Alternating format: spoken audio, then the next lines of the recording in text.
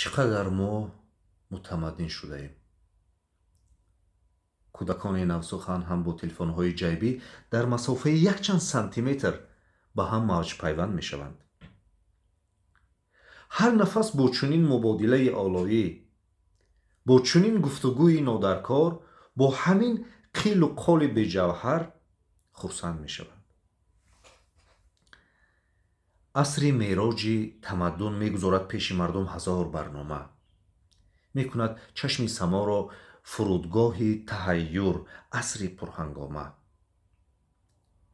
تهنیت می گویم که بروی بام شما به جای لال عروسک بعد از این ماهواره می روید.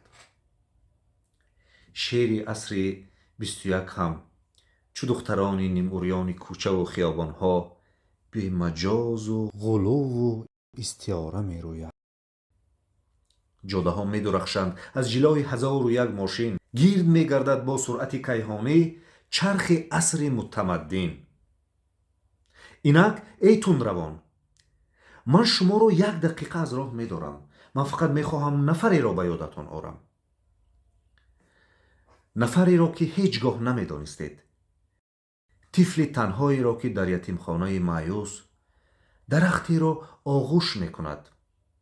با همین خواهش آغوش والدینش را لحظه فراموش می کند.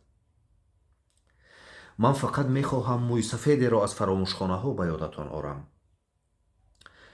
موی سفیدی خانه پیران را که به تلفن روی میز دالان دیرگه می نگرد.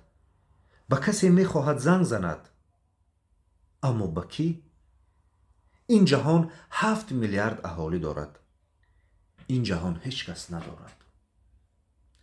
من فقط می خواهم باز هم به یاد شما بیوزنی را آرم که نان شیرمال مه را هر شب به کودکانش تقسیم می کند.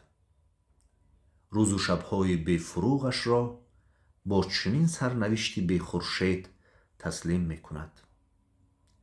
من فقط می خواهم ما و شما اندیشیم در سری سخنی بسیار بی آرایه، یعنی مهر.